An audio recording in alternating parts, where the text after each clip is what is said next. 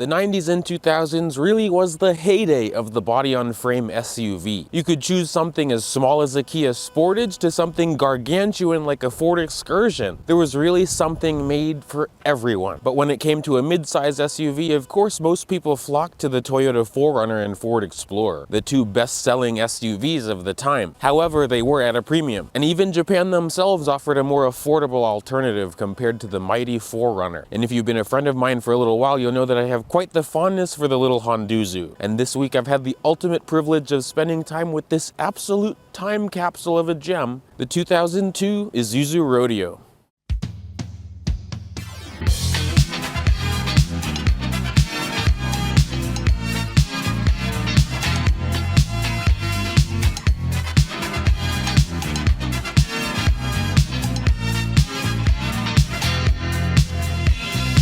Hello my dear friends, and I welcome you to the Isuzu Rodeo, also known as the Moo. If you didn't know about this little SUV from Japan, I'll give you a little bit of a rundown. This one marks the second generation of the Isuzu Rodeo, produced from the 1997 model year all the way to 2004. And of course, in this case, we're talking about the US market. Before the actual conception of the Rodeo, the name was used to designate their four-wheel drive models of their pickups. I do believe in America, though, it was just known as the Isuzu pickup truck. It wasn't until 1990 for the 91 model year that Isuzu brought the Rodeo name to America. This thing actually existed a year or two before we got it as the Isuzu Wizard in Japan. And then a three-door version was announced a year later, known as the Isuzu Moo. And in America, it was known as the Amigo. Initially in America, you could either get your Rodeo with a 113 horsepower 2.2-liter four-cylinder or a 3.1-liter GM V6. Both engines abysmally made the same amount of horsepower, but the V6 did make a little bit more torque. Thankfully, a year later, Isuzu introduced their own 3.2-liter V6 that they put in this and the larger Trooper. And that thing made 170 horsepower. Of course, in the early 90s, many other automakers were brewing their own SUVs, because Toyota had the 4Runner, Nissan had the Pathfinder, Ford had the Explorer, Chevy had the Blazer, and also the GMC Jimmy. There was a whole lot out there. Thankfully, the Rodeo was well received in America, because sales went from 24,000 units in 1991 to 45,000 units in 92. People appreciated the rugged, bare-bones capability of that little box. Of course, Isuzu updated the Rodeo throughout the years, and then in 93, for the 94 model year, Honda introduced the first generation Passport. Isuzu really was in cahoots with many brands, and in this case, Isuzu really wanted to get into more passenger cars, and they wanted a minivan, so they used Honda's Odyssey and turned it into the Isuzu Oasis. And Honda wanted to get into the SUV segment because everyone else was doing it, so they rebadged the Rodeo as the Honda Passport and the larger Isuzu Trooper as the Acura SLX. Both are pretty much forgotten about nowadays. Unfortunately, sales did slow down for the first-gen Rodeo and Passport because of the increasing amount of serious injuries in car accidents. So much so that these two SUVs were actually given a poor rating. The second generation, like this one, was introduced in late 1997 for the 98 model year. Both the three-door Isuzu Amigo and the Honda Passport were continued through this second generation as well. Also, Isuzu used the same 2.2-liter four-cylinder and 3.2-liter V6 in both models. For the 2000 model year, the Rodeo was facelifted like this one and given slightly new headlights, a different front bumper, different taillights, and slightly different interior pieces inside. It indeed was a lighter update, but it did bring some added technology to this more basic SUV. Isuzu introduced their intelligent suspension control system, which allowed drivers to select comfort and made the ride soft and floaty, or sport, which made this have a little bit less body roll and be a little bit more agile. It is a rare feature to see, but it's available on the mid-trim LS and standard on the top LSE trim. In 2001, Isuzu dropped the Amigo name and turned it into the Rodeo Sport. 2002 happened to be the last year of the Honda Passport, one, because these aren't known to be too safe, and two, Honda was ready to release the first generation Pilot for 03, and that was a purebred Honda product. 02 was also the last year of the entire Isuzu brand in Canada as well. That's also because of slowing sales. In 2003, things didn't really change too much, with the exception of the addition of a new ASIN automatic transmission instead of the previous GM transmission in older models. 2004 was the last year of the Rodeo in the US, and they still updated it, giving it a bigger 3.5-liter V6 that made 250 horsepower. I guess they were just trying to get rid of the existing Trooper engines, because they also got rid of the base four-cylinder in the Rodeo for 04 2004 as well. And then sadly, the last ever Isuzu Moo in the United States rolled off the assembly line on June 4th of 2004. Unfortunately, years later in 2010, the National Highway Traffic Safety Administration, also known as NHTSA, flagged all 1998 to 2002 rodeos and passports and some Amigos for severe frame rot. Honda and Isuzu did try to remedy this by repairing some of the frames, but in the case of a lot of vehicles that were too far gone, they actually bought back all of these rodeos and passports and disposed of them. Of course, because of Isuzu's many cahoots, these things aren't known as just the rodeo in America. Of course, in Japan it's known as the Moo, but these are also available in Europe and Australia, known as many variations of the Holden, Vauxhall, and Opel Frontera. If you didn't know, Isuzu was still partnered with GM throughout the 90s and early 2000s. When it comes to the US market though, all of these Moos were built in Subaru and Isuzu's Lafayette, Indiana plant. And yes, Subaru and Isuzu also were in cahoots. They were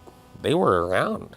Now this beautiful piece of history right next to me belongs to my very near and dear friends Liz and Vernon. I've known this thing since I was in first grade. This is a 2002 Isuzu Rodeo LS V6 two-wheel drive with the 5-speed manual transmission, and it's painted in the beautiful garden green mica. This is really my favorite color on the Rodeo, and back when I had my Honda Passport, I wanted to paint it in this color. We did see this thing on the channel maybe 4 or 5 years ago with 19,000 miles on it. Yes, 19,000. And today, it's still at 19,000 miles. It's almost at 20K right now. Back in 2002, a more base spec rodeo like this had an MSRP of $25,085. One of the many things this thing had for itself was that it was cheaper than its competitors. I feel like 2002 was a great year to be choosing between the SUV of your dreams. I feel like pretty much everything in this segment was good, or at least had some admirable traits. Of course, you had things like the Toyota 4Runner, its main rival, the Nissan Pathfinder. Jeep had the XJ Cherokee and the WJ Grand Cherokee. Ford had the Explorer, which was really popular. Again, Chevy had the Blazer and the GMC Jimmy. Even Mitsubishi had the Montero Sport. There was really a whole lot out there, and there really wasn't such a thing of a propaganda off-roader like nowadays. A majority of the vehicles in this segment were body-on-frame SUVs, and even the ones like the Pathfinder and the Jeeps that weren't were still extremely capable. Nowadays, we just have sedans that have weird humpback shapes. The Rodeo is evidently one of the more affordable options in this segment, of course back in 2002, and I still feel like nowadays because you can pick one of these up for relatively cheap. This one is not for sale, by the way.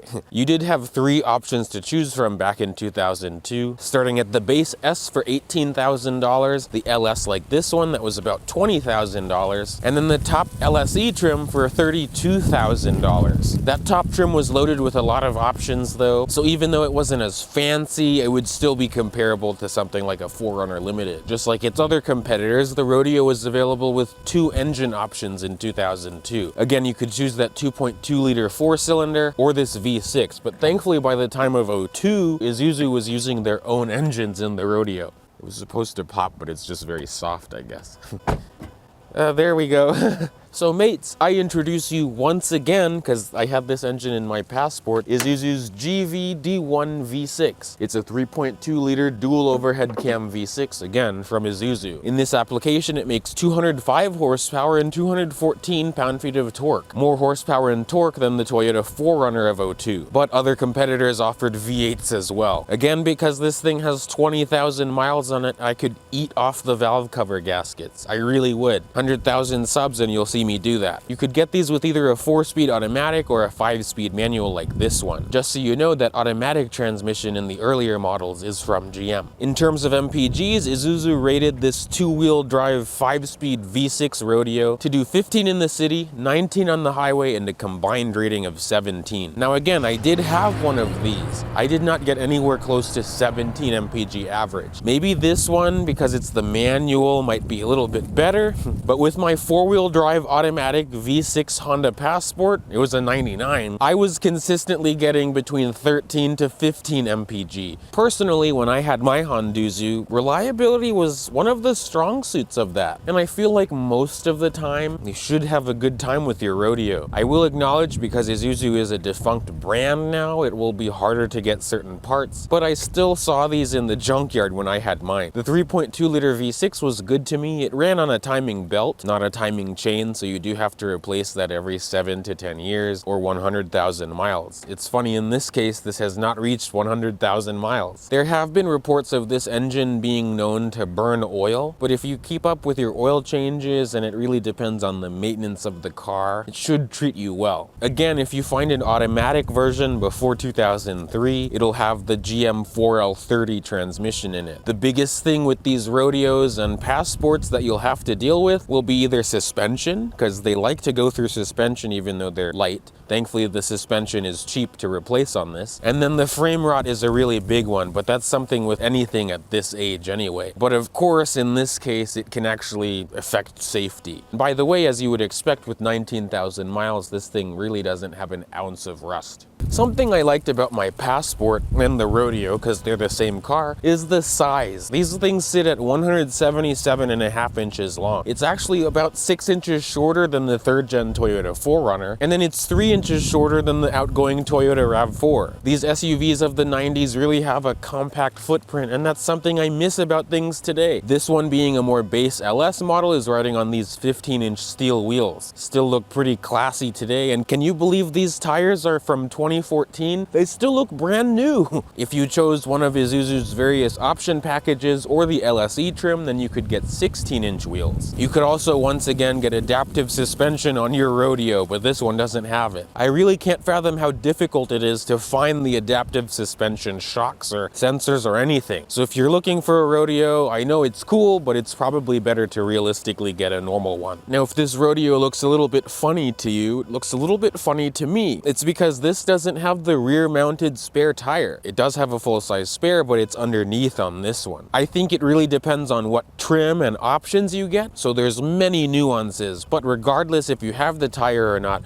these still have the split tailgate. To pop the glass, you first push this little key cylinder, and then you pop your glass open. I replaced the trunk struts yesterday. And then you can very nicely open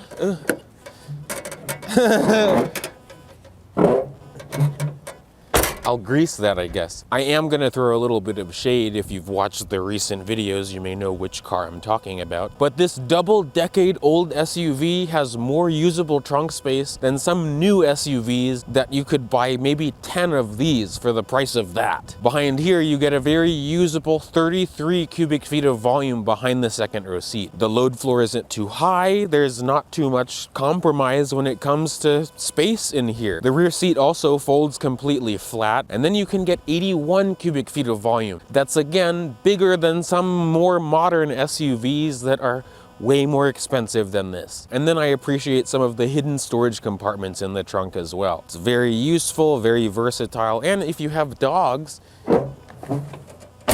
they can hang out back here. When it comes to towing though, surprisingly, either if you get the 2-wheel drive or 4-wheel drive model, you can still tow 4,500 pounds with your Rodeo. And because of the size of these, I really wouldn't tow any big things with it anyway. Now, as I hop into the back seat, it really brings me back sitting in here. Welcome to the rear seat of the Honduzu. Back when I had my Passport, I really was surprised, for being the size of this SUV, how much legroom I have back here. Admittedly, my knees are pretty high, as you can see, because, you know, it's a body-on-frame SUV. But in terms of actual space, I'm 5'9", and you can see I can kind of fit my feet under the seat, and the driver's seat is how I sit, and I have inches of legroom. You can see the 90s pattern on the seats. They're cloth seats in this model, but some of these could get leather, but you do definitely feel the industrial vibe of this interior. It's just a bunch of different colors of gray in here, and a lot of plastic, as you would expect, but back then even the plastics didn't feel cheap like the new cars. We don't have an armrest in the middle, but this seat does fold completely flat. The bottom goes up first like this, and then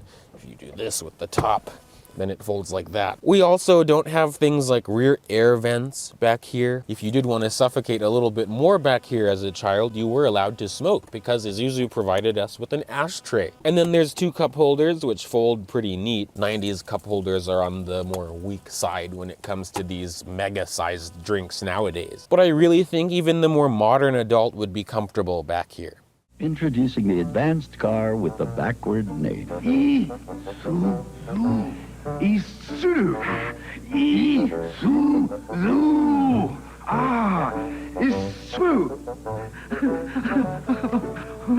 Introducing the 81 Isuzu. It gets incredible mileage and goes for a little over $5,900. When you make a car this good, it doesn't matter what you call it. That's okay, kid. I can't say chivalry.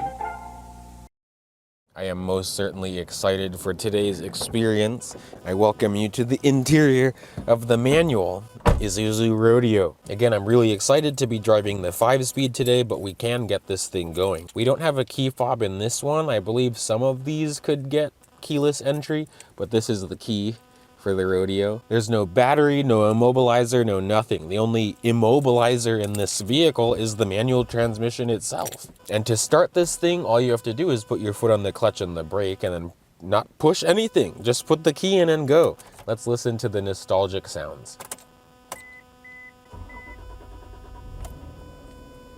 Again, it just feels good to be back in one of these. I kind of miss my Passport because it's a fun little vehicle to just drive around the city. It's not much of something to be racing around with, but these little SUVs just have such a nice charm to them. But yes, welcome to the interior of the Isuzu Rodeo. Again, it is exactly the same as my Honda Passport. The only differences will be the Isuzu logo on the steering wheel, and if you see any other Isuzu logo, that's it. The buttons are the same, the switchgear is the same. Because this one is a little bit later of a model, the gauges are a slightly different font, but it's a similar layout. It's very easy to read. We thankfully do have a tachometer. You can see this steering wheel, it's 4-spoked and it does have a meep meep horn. There's no buttons on the steering wheel itself, but on the left side of the wheel, we have the headlight stock. The headlights are not automatic. And then on the right side of the wheel, we have our wiper stock. The wipers are not automatic either, but they are intermittent in this model. And you can see at the end of the stock, you can control the cruise control. Once again, you can see this thing has only 19,000 miles, less than 100, like I think 70 some miles until it hits 20K. I'm not gonna be the one hitting 20,000 miles in this thing though. That is for the owner himself. We can get going. The clutch in this kind of grabs towards the middle. I do notice it likes to be driven more slowly. It's not like the Toyota manual transmissions where you can kind of thrash them.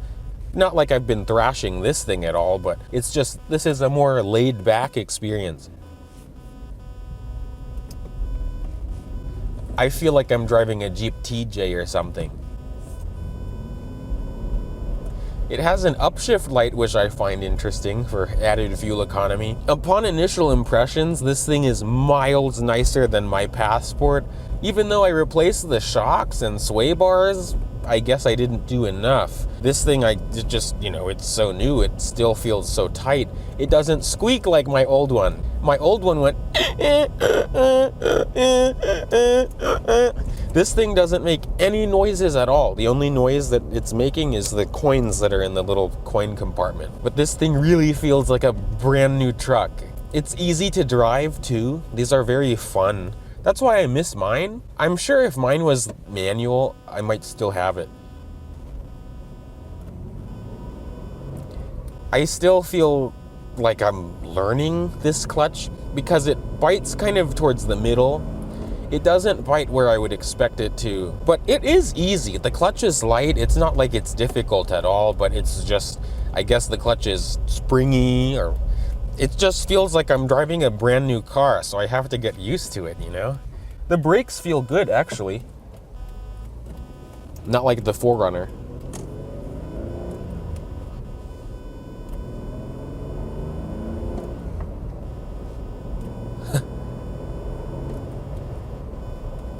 Again, it's very easy. The shifter itself, of course, you have long throws and it does feel kind of rubbery, but it feels better than some other 90s trucks that I've driven, so that's something it has towards it. At higher speeds, this thing feels more composed than my old car, so it's just really a shock. It feels comparable to a 3rd gen 4Runner in terms of how it drives, really. It's not like you're going to be wanting to drive fast with this thing at all, but I actually feel safer in this than my old Honduzu, so that's good. You will notice wind noise on the highway, and you have that trucky all-terrain noise, but it's nothing that bothers me. It's honestly a pretty nice little truck to drive. The brakes really do feel better than the 4Runner. They're more responsive.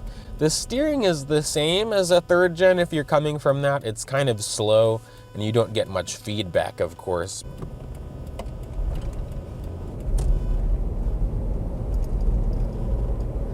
The engine is quieter too, so mine definitely had an exhaust leak, which is funny to me. Even on these little rougher roads, it still absorbs the bumps very nicely. While we're stopped again, we can continue talking about the interior. Everything in it feels industrial. Like there's plastic everywhere, but it doesn't feel like crap. It just feels like it was well built to be an affordable truck.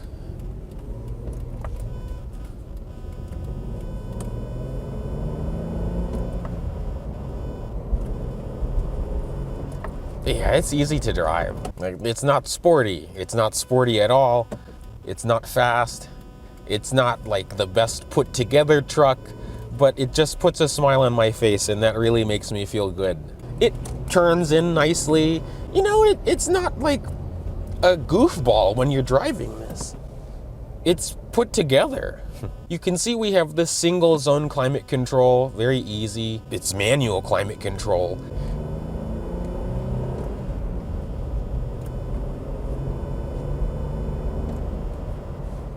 It really feels good driving a manual truck again though, because I used to have a 5-speed manual Toyota Tacoma, the 1st gen, and it's a very similar feeling.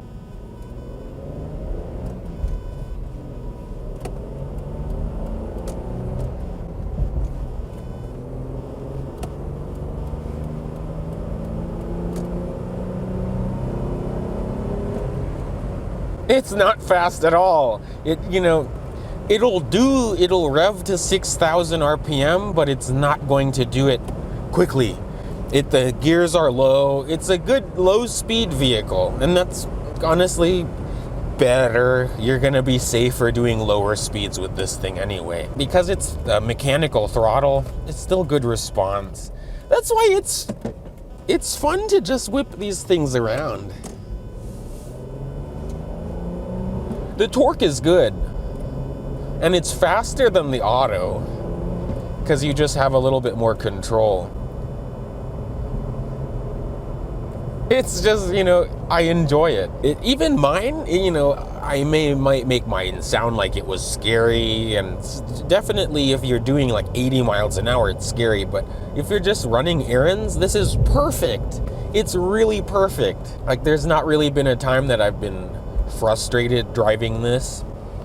It just is easy, it's reliable, it's no frills. I don't want nonsense in my car. Part of that no nonsense beauty is this single DIN radio right here. Some of these could get a double DIN, so you could get a CD player. What an idiot.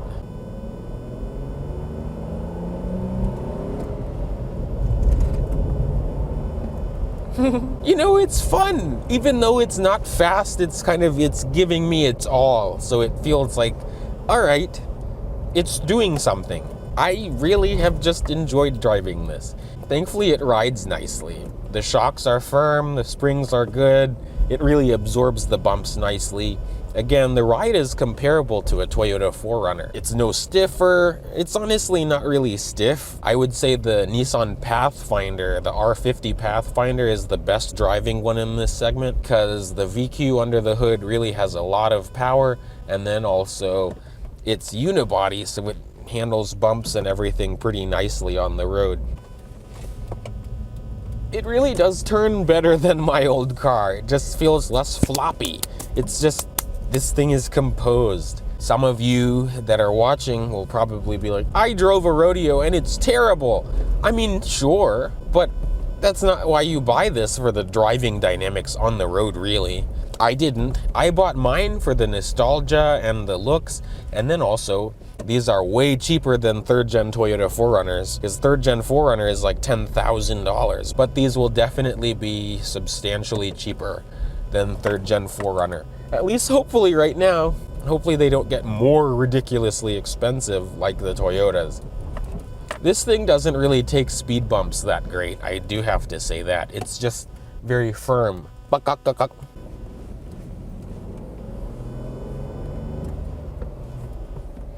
Yeah, the thing doesn't enjoy being rushed.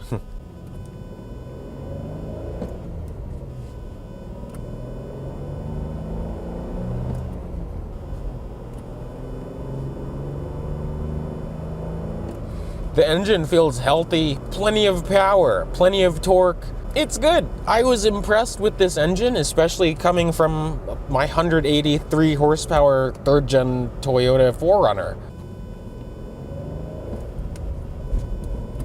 It doesn't like that. You have to be more ginger with it.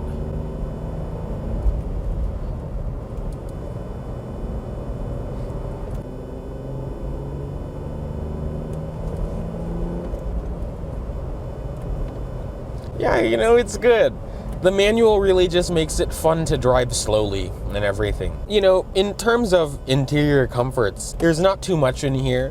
We do have an ashtray and a cigarette lighter, so you can smoke in here. That's it. You know, the cigarette lighter doubles up as a power outlet, which is nice, so you have 2 power outlets in here. Both seats are manually adjusting. Nothing crazy about them. They do the job. It's just a place for your bum to rest. But they're not uncomfortable. Some other trucks of this era, the seat feels like you're sitting on a church pew or, you know, an elementary school chair.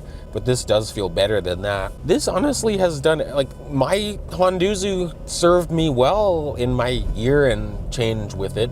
It never gave me any real issues. It always did what I needed it to do. I just wish I took it off-road more, honestly. Something I noticed, because this one is a slightly newer model than mine, is this one has an updated rearview mirror. It has the fancy rearview mirror that has the map lights on it. Mine didn't have that. I really have enjoyed driving this thing though. No frills. You just drive. It's nice. Like, you know, the radio works, but I've not really needed to listen to the radio in this. I've just been listening to the engine and the road and just absorbing the entire experience of this thing. And that, my friends, brings us to the end of our time with this absolute time capsule. I really am forever grateful for being able to spend almost a week with this thing. It really brings me back to when I had my Passport. It was refreshing to see after driving this one that they don't all squeak and feel like they're gonna roll over, so this one is definitely a better example. Let me know in the comments what you drive. It doesn't have to just be one of these Honduzus. I really do appreciate you all liking, commenting, and subscribing, and before I get blown away by the wind and I want to drive this thing and row more gears, I'll see you in the next video. Bye, peeps.